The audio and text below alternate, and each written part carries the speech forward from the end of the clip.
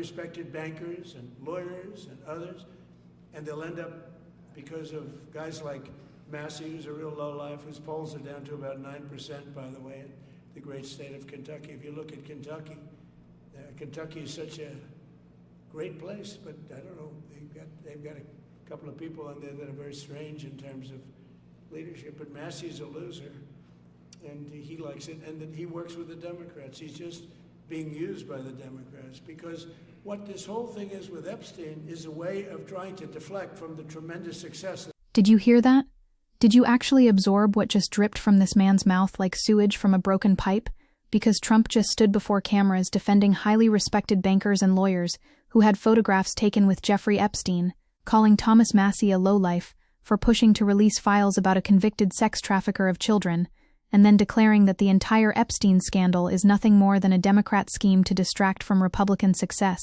And we need to pause here for just one agonizing moment to let the sheer grotesque audacity of this rhetorical maneuver settle into our consciousness like poison into groundwater, because what we just witnessed is not merely political spin or partisan deflection, but rather a masterclass in the mechanics of authoritarian gaslighting, where the powerful protect the powerful by weaponizing victimhood and conspiracy simultaneously, transforming survivors of elite sexual abuse into props in a cynical game of partisan theater. Thomas Massie, the Republican congressman from Kentucky, who led the bipartisan effort to force transparency on the Epstein files, is now being publicly eviscerated by a president who eventually signed the very transparency law Massie championed. And here's where it gets truly diabolical, because Trump and his administration officials have privately admitted they oppose releasing the files to spare the president's friends from embarrassment, with Trump himself reportedly saying the release would hurt his friends in West Palm Beach. And this is not speculation or partisan interpretation,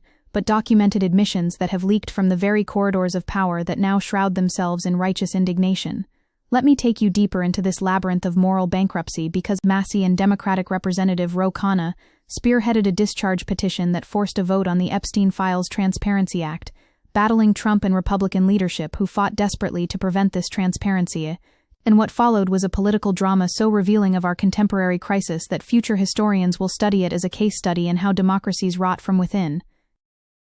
Trump and House Speaker Mike Johnson launched a pressure campaign against Republicans, with one anonymous official calling voting for the petition a very hostile act to the administration, and Johnson even sent the House home during recess and refused to swear in a newly elected member whose signature would have given the petition its required 218th vote, because you see, when we talk about corruption, we often imagine smoky backrooms and briefcases full of cash, but what we're witnessing here is corruption as structural paralysis, corruption as the deliberate obstruction of accountability mechanisms, corruption as the transformation of democratic institutions into shields for elite criminality. And here comes the bombshell that should make your blood absolutely boil with moral fury, because the Department of Justice released only a partial batch of files on December 19th in violation of federal law, with many documents heavily redacted and at least 550 pages released entirely blacked out, while Massie has accused Trump's Attorney General Pam Bondi and Deputy Todd Blanche of grossly violating their legal obligations and flaunting the law that Trump signed just 30 days prior. And this is where the architecture of impunity reveals itself in all its cynical glory, because the law gets passed with great fanfare. Trump eventually reverses his opposition and signs it to avoid political catastrophe, and then his own Justice Department simply violates that law with bureaucratic precision and administrative contempt for congressional authority. Early reviews of the documents show no smoking guns, a heavy dose of Bill Clinton photographs, and remarkably little of Trump, despite Trump and Epstein clearly having had a close friendship for many years. And if you don't see the pattern here, then you're not paying attention, because what we're watching is the deliberate curation of disclosure, the strategic deployment of transparency as a weapon against political enemies, while obscuring one's own entanglements. Now let's excavate the historical and philosophical dimensions of what Trump is doing in this clip, because when he says you probably have pictures being exposed of other people that innocently met Jeffrey Epstein years ago, and they're highly respected bankers and lawyers, he is invoking a deeply reactionary conception of elite immunity that has roots stretching back through centuries of aristocratic privilege, the idea that certain classes of people deserve protection from scrutiny simply by virtue of their social position and professional status, and this is fundamentally incompatible with any meaningful conception of democratic equality or equal justice under law. The philosopher Michel Foucault wrote extensively about how power operates through the production of certain forms of knowledge while suppressing others. And what Trump is attempting here is precisely that kind of epistemic violence, where the very act of knowing about elite crime becomes reframed as a partisan attack rather than a democratic necessity. When he declares that this whole thing with Epstein is a way of trying to deflect from the tremendous success that the Republican Party has, he is performing what psychologists call DARVO, deny attack reverse victim and offender, a manipulation tactic that leaked Republican congressional memos explicitly instruct GOP members to deploy, giving step-by-step instructions on how to deflect from Trump's connections to Epstein and frame him as the victim of Democratic persecution. But wait, because the plot thickens with revelations that expose just how calculated this entire operation truly is, and Trump's own White House Chief of Staff Susie Wiles stated in interviews that Trump is named in the Epstein files, but he's not in the file doing anything awful, while Trump referred to the Epstein files as a big hoax, and Attorney General Bondi reportedly informed Trump that his name was among many in the files, and so we have this extraordinary situation where the administration is simultaneously claiming there's nothing to hide while fighting tooth and nail against transparency, admitting Trump appears in the files while calling the entire matter a hoax. Massie warned that Trump's announcement of DOJ investigations into Epstein's Democratic connections might be a smokescreen to classify documents as part of ongoing investigations and thereby prevent their release, which is exactly the kind of Kafkaesque bureaucratic entanglement that authoritarian regimes use to indefinitely postpone accountability. The elite sex trafficking dimension here demands our most unflinching analysis, because what Epstein represented was not merely individual depravity, but rather a systematic structure of elite impunity where sociologists distinguish elite sex trafficking from commercial operations, noting that the organizational goal is to access and supply victims to the head of the organization, with powerful figures presenting themselves as gatekeepers to opportunities in fashion, entertainment, academia, and business to lure victims, and this is how power perpetuates itself through criminality, by creating networks of complicity and mutual protection where exposure threatens not just one individual, but an entire constellation of elites who benefited from proximity to the trafficking operation. Massie revealed that billionaire John Paulson, a major Trump donor, appeared in Epstein's Black Book, though Paulson denied any relationship, and Massie stated Trump told him the file release would hurt his billionaire friends in West Palm Beach and would also implicate U.S. intelligence agencies. In any way the Combide, which opens up an entire additional dimension of potential state complicity and intelligence community entanglement that would explain the ferocity of the resistance to transparency. Listen to the language Trump deploys because it's revealing in ways that go beyond its surface content when he attacks Massie as someone whose polls are down to about 9% and calls him a loser who works with the Democrats, even though Massie found an issue winning him more Republican friends than he's had all year, with many of Trump's MAGA allies frustrated with the administration for dragging their feet and rooting for Massie's efforts, because what Trump is doing is attempting to police the boundaries of partisan loyalty by defining anyone who pursues this issue as a traitor to the conservative cause, literally redefining the revelation of elite child sex trafficking as an act of partisan betrayal. The Epstein scandal resonates with Trump's base because it reinforces their belief in a corrupt establishment, and Marjorie Taylor Greene cited the failure to release documents as inconsistent with the MAGA movement, with some suggesting Trump risks becoming the deep state himself. And here we arrive at one of the most grimly ironic developments in contemporary American politics, where a movement that defined itself through opposition to elite pedophilia conspiracies like Pizzagate now finds itself confronting actual documented elite connections to a convicted child sex trafficker, and cognitive dissonance is tearing at the movement's internal coherence. The broader political implications here extend far beyond Trump or even Epstein, because what we're witnessing is the wholesale abandonment of even the pretense of equal justice. Trump was hemorrhaging support over his obstinance and facing a choice between shifting stance or staying defiant, ultimately appearing to blink in response to pushback from his own base, in what may be a sign that the MAGA movement is outgrowing the man who built it. And this is absolutely crucial to understand, because authoritarian movements don't fail because their leaders suddenly develop consciences. They fail when the contradictions between their rhetoric and their actions become so vast that even their most loyal supporters cannot maintain the cognitive gymnastics required to reconcile them. When Trump says we should move on and stop talking about Epstein so much because he doesn't want it to take away from us, he is explicitly asking his supporters to subordinate justice for child sex trafficking victims to partisan political advantage, to literally value electoral success over accountability for elite pedophilia, and the fact that this request is being made openly rather than whispered in private tells you everything about how degraded our political discourse has become. And here's where we need to connect this to the systemic architecture of elite impunity in late capitalism. Because campaigners hope to obtain information about how Epstein avoided serious federal charges for so many years, but crucial FBI interviews with accusers and internal Justice Department charging memos are unreadable due to redactions,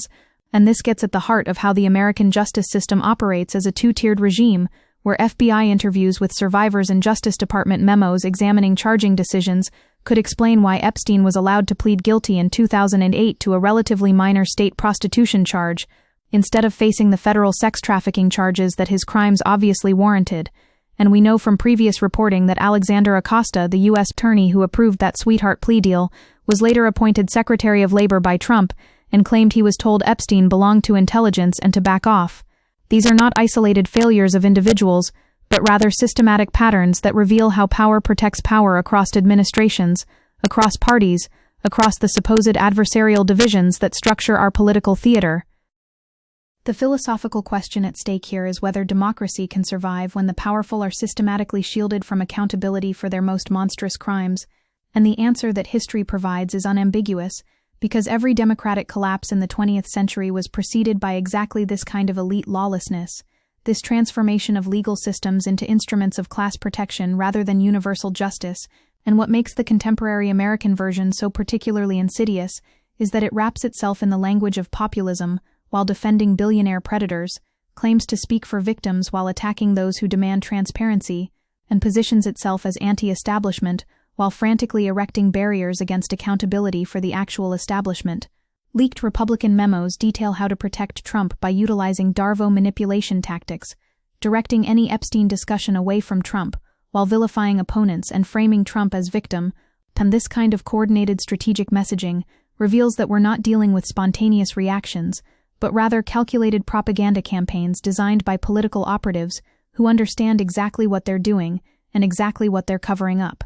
The survivor's dimension cannot be sidelined here, because while all this political maneuvering unfolds, a survivor identifying as Jane Doe discovered her name included multiple times in the Justice Department's release, despite her efforts to have it redacted, and newly released grand jury transcripts include testimony from FBI agents who interviewed girls as young as 14, with one woman testifying she was hired at 16 to perform sexual massage and recruited other high school girls, receiving $200 for each girl brought to Epstein. And these are not abstract political pawns but human beings whose trauma is being weaponized by both parties, while neither demonstrates genuine commitment to the systematic accountability that justice would require. When Trump talks about protecting respected bankers and lawyers from embarrassment, he is explicitly prioritizing the reputational concerns of elites over the need for survivors to see their abusers held accountable, and this is not a bug in his worldview, but its central organizing principle, because Trump has always understood himself as a member of that elite class, regardless of his populist posturing, and his loyalty is ultimately to the prerogatives and immunities of that class,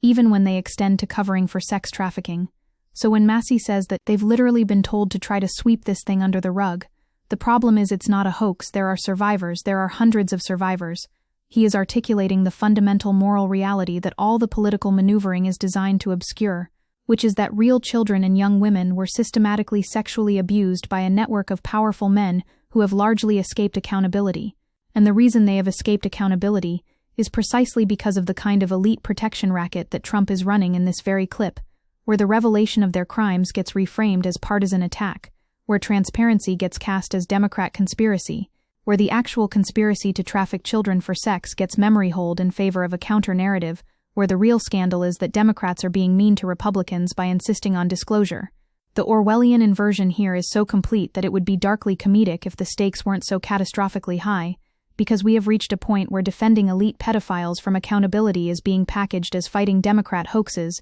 and protecting Republican success, and millions of Americans are being asked to accept this framing as legitimate political discourse, rather than recognizing it as moral obscenity.